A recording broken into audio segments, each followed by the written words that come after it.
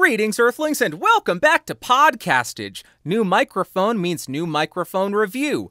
This is the Lewitt MTP W950, which is a handheld multi-pattern condenser microphone. If you are interested in this mic, it will cost you around $800. Like always, links in the description down below. Also, in the sake of full disclosure, I do need to let you know that Lewitt sent me this microphone free of charge for the sake of making this review. For this video, I am running the microphone directly into the Focusrite 18i 22nd Gen, recording 24-bit 48 kilohertz. My gain is set at around 2 o'clock. I will not do any kind of post-processing, but I may have to boost it a little bit in post, so check the doobly-doo or the lower third to see what I diddly did. Now, let's talk about what comes in the box. Hey, you're going to get a storage box for the microphone and its accessories. You will, of course, get the microphone as well as a mount with a 5/8 to 3/8 inch microphone stand adapter. You'll get a little foam windscreen, a Lewitt branded cable tie, a rubber bracelet, a little bit of documentation, and a couple of stickers. I'm fine. I am trying to be peaceful. I am trying to turn over a new leaf. This is fine. I know there is going to be somebody who is furious that I didn't destroy the stickers, so let's talk about the build quality. This microphone feels absolutely fantastic. It has an all-metal handle as well as a very firm metal grill which has zero give to it.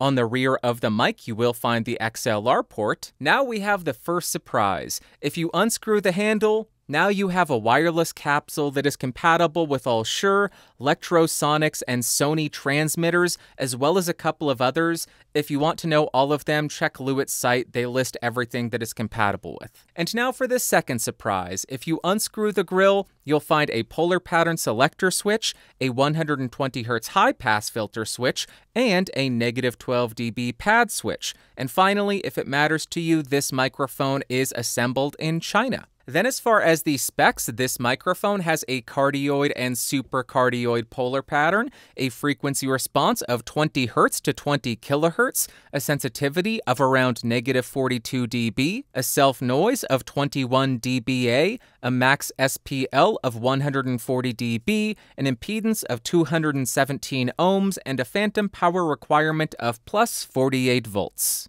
Now I am talking into the W950 on the cardioid polar pattern, and here is how it's sounding. And now I have switched over to the supercardioid polar pattern on the W950, and here is how the tone of the microphone changes. And again, here I am on the cardioid polar pattern, and here is how it sounds. And again, here is how the W950 sounds on the supercardioid polar pattern. Now, in the cardioid mode, I'm spinning around the mic to 90 degrees so you can hear the off-axis rejection and coloration. Continuing around to 180 degrees, here is the rear of the mic. Continuing to the second 90-degree angle, here we are, and rotating and ending at the front of the mic. And now, in the supercardioid mode, moving around to 90 degrees, here you go. Continuing around to 180 degrees should be another slight lobe of sensitivity. Continuing around to the second 90-degree angle, here we go. And then rotating and ending at the front of the mic. And now, using the provided foam windscreen, let's go ahead and test the plosive rejection. Please bring pizza pronto. Please bring pizza pronto. Please bring pizza pronto. Please bring pizza pronto. Now I am right on top of the microphone and I am really exaggerating the proximity effect, and here is how it's sounding. Now I am about 3 inches off of the microphone with it pointed at the corner of my mouth, and here is how it sounds. Now I'm about 6 inches away from the mic, and here's how it sounds. Now I'm about 1 foot away from the microphone, about 2 feet away from the W950, and now I'm about 4 feet away from the W950. Now I am typing on a keyboard with Gateron blue switches to see how much of my voice versus how much of the keyboard it picks up. And for the gaming folk, now I am typing on the SAD W and the spacebar keys. Now here is how the microphone sounds on the cardioid polar pattern in a well-treated room. And now here is how the microphone sounds in a completely untreated space on the cardioid polar pattern.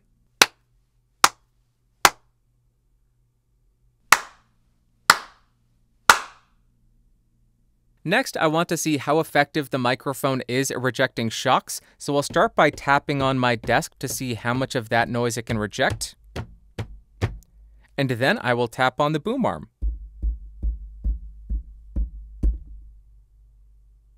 Now I want to see how much handling noise this microphone rejects, so I'll pass it back and forth between my hands gently. And then I'll get really aggressive with it. Next, because I'm an annoying person, now I am going to tap on the body of the microphone to see if there are any kind of resonant frequencies.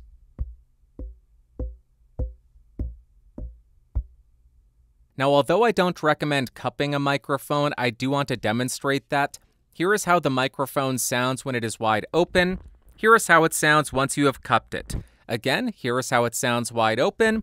And here is how it sounds when your hand encapsulates the microphone. Now I want to see if the provided foam windscreen has a huge impact on the tone. So currently you're listening to me on the W950 without the foam windscreen. And now here is how the microphone sounds with the provided foam windscreen. And for good measure, here is another sample of me speaking into the W950 without the provided foam windscreen. And again, here is how the microphone sounds with the provided foam windscreen. Do you hear a big difference? Let me know in the comments down below. Now, to really test out the high-pass filter, I am right on top of the microphone with the high-pass filter off, and here is how it's sounding. And now I have engaged that 120 Hz high-pass filter, and here is how it sounds. You should hear a lot of that low end, a lot of that mud get cleaned up when you are this close to the microphone, and to engage that high-pass filter. Now, to be a completionist, I want to see how the pad is integrated into the microphone, so I will go ahead and switch on the pad. Just did that right now. I'll keep talking. It seems to be a gradual and slow attenuation of the signal. Let me go ahead and turn the pad off. I will keep talking. You heard a little bit of a bump, but again, it is a gradual ramp back up where they stop the attenuation. It's not abrupt, so you're not going to have this really loud spike when you engage or disengage. Now, like I always do, I'm going to do a quick spoken word comparison between the microphone that I'm reviewing and a bunch of other microphones that are available, so we can hear how it stacks up against the competition and hear it within the context of the market. Starting on the mic we're reviewing, this is the W950 cardioid polar pattern, 6 inches off, gain set at 2 o'clock, and here's how it sounds. First up, I am on the classic Shure SM58, $100 dynamic microphone, 6 inches off, gain set at 100%, and here is how this sounds compared to a microphone that is 8 times the price. Let's go back and do a couple more. Back again on the W950, nothing has changed. Make sure to check the lower third and let's go to another mic. Now I am on the Sennheiser E835, which is another $100 dynamic microphone. This is much brighter and more condenser sounding, so here is how this sounds compared to the Lewitt MTP 950CM. I got that wrong. Let's go back. Again, here we are on the W950. Here's how it sounds. This is your palate cleanser. Next microphone. Now I am on the SEV7, which is another $100 dynamic microphone, 6 inches off, gain still set at 100%, and here is how this compares to the Lewitt MTP W950. Let's go back. Okay, this is the W950 again. I don't have anything clever to say, so that's your palate cleanser. Let's do more. Now I am on the Audio Technica AT2010, which is a handheld condenser mic. This goes for about $120, 6 inches off, gain set at around 4 o'clock, and that's how it sounds and that's how it compares. Let's do a lot more handheld condensers. All right, this is the W950 again, blah, blah, blah, blah, blah. That's how it sounds. Next mic. Now I am on the Shure Beta 87A, which goes for about $260. This is another handheld condenser mic, 6 inches off, gain set at around 4 o'clock. Check the lower third because I will have to boost this a bit more, but there you go, that's Shure's handheld condenser mic. Let's go back to the Lewitt. We are over your palate and now we are doing another hump cleanser. That's not right. But this is the W950. Let's do some more of these. Now I am on the Electro Voice RE520, which is another handheld condenser mic. This goes for about $330, 6 inches off, gain still set at 4 o'clock. and this is how Electro Voice is offering sounds compared to the Lewitt. Let's do some more comparisons. We ain't done yet. One day I will be good at speaking, but it is not today. So this is the W950. Let's do some more mics. Now I am on the Lewitt MTP 940cm, which goes for about $600, 6 inches off, gain set at around 4 o'clock. This is another multi-pattern handheld condenser mic, and that's why this is the most interesting comparison to me. Does the new Lewitt mic beat the old Lewitt mic, or does the old Lewitt mic beat the new Lewitt mic? Let me know in the comments down below, and let's do more comparisons. We are getting near the end. W950 palette cleanser. How does it sound? Let's go back to a different mic. Next, we are on the Earthworks SR314, which goes for about $700, 6 inches off, gain set at around 2 o'clock. And here is how a small diaphragm handheld condenser mic sounds compared to a large diaphragm handheld condenser microphone in the W950.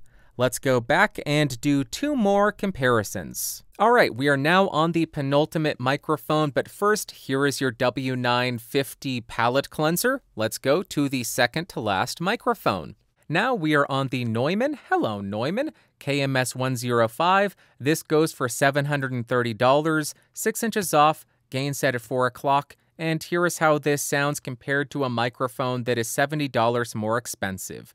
Which one do you prefer the sound of? Let's go back and do the final microphone. And we have one last microphone. You all know what it's going to be, but first, palette cleanser, W950. Here is how it sounds. Let's go to the final microphone. There is just something special about coming back to the Neumann, hello Neumann, U87 Ai. By the way, now I am on the Neumann, hello Neumann, U87 Ai, 6 inches off, gain set at 12 o'clock, cardioid mode, no pad, no filter. This goes for $3,700. Not a fair comparison, studio microphone, handheld stage microphone, but this is the control from video to video. I love how this thing sounds. There you go, that is all of the microphone comparisons. Let us go to the music test now.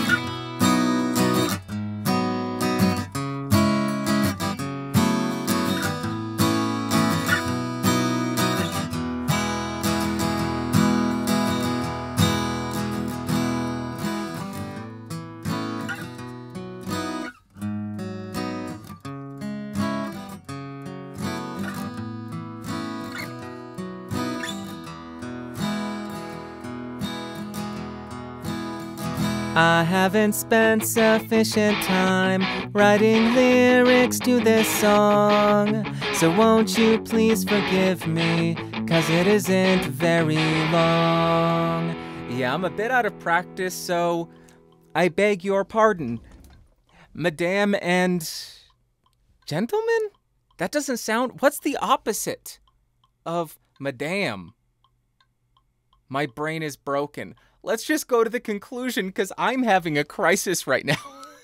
All right, this microphone has entered the arena with a lot of steep competition, but it also brings a lot of interesting new features to the table. And first up, as far as pros, has to be the versatility of this microphone because of the multiple polar patterns, the high-pass filter, and the pad. We also get the added benefit of having that detachable wireless capsule. If you need that functionality, that is just an amazing feature to have. The handling noise rejection was also great. The background noise rejection was really impressive. The tonal retainage when you cup the microphone was really impressive because typically you get a lot worse sounds when you cup a grill of a microphone like that.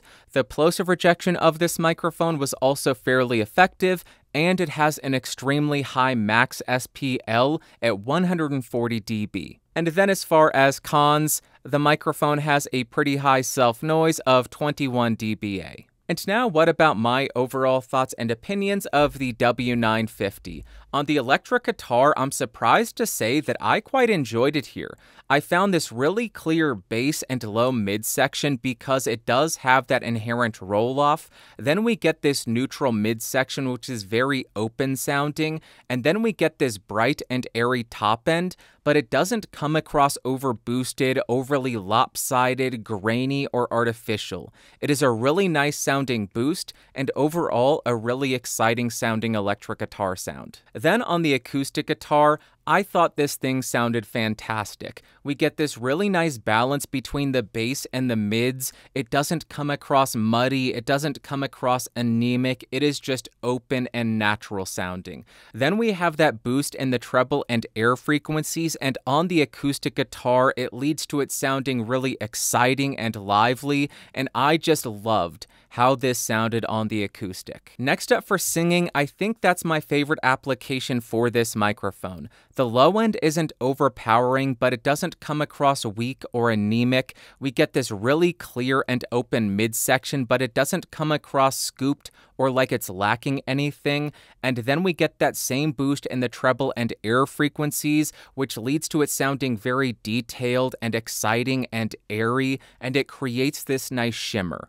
For singing vocals, I think this thing sounds insane, and I love it. And finally, for spoken word, if I had to summarize, I would say crystal clear. It doesn't have the most robust low end, but that offers a nice and clean sound. In the midsection, I didn't hear any kind of nasal frequencies. It doesn't sound congested like a lot of the dynamics did in comparison. Just a wide open sounding midsection. And then we get that boost in the treble and air frequencies, which creates this hyper detailed sound. Some people are going to love it, others will hate it. I do prefer it slightly with the foam windscreen on it because I found that tames the top end just a little bit, and that's more to my liking. And to wrap up, would I recommend the Lewitt MTP W950? Yes, I would. But of course, that depends on if you prefer the sound of this microphone over its competition like the SR314 or the Neumann, KMS105, which I think are both really great sounding microphones, and the only microphones in the comparison that really gave this mic a run for its money. But if we ignore the sound profile just for a second and focus solely on the feature set, the functions, and the performance, this thing is absolutely insane. We get the wireless capsule output, we get the XLR output, we get the pad, the high-pass filter, and the multiple polar patterns, and then on top of that, it does great with handling noise rejection, background noise rejection, plosive rejection, a high max SPL, great tonal retainage if you cup the microphone.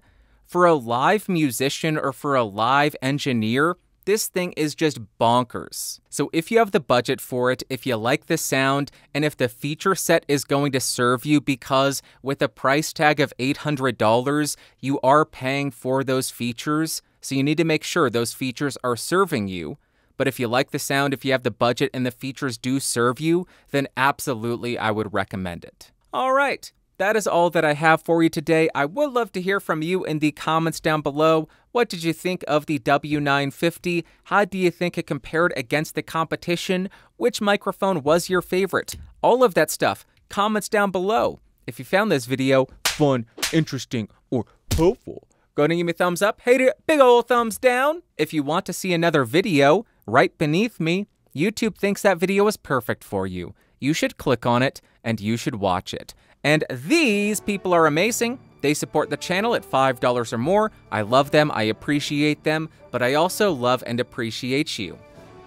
Thank you so much for coming by. Thank you so much for listening. I will talk to you next week. Bye-bye. Whoa, whoa, whoa, whoa, whoa, whoa, whoa.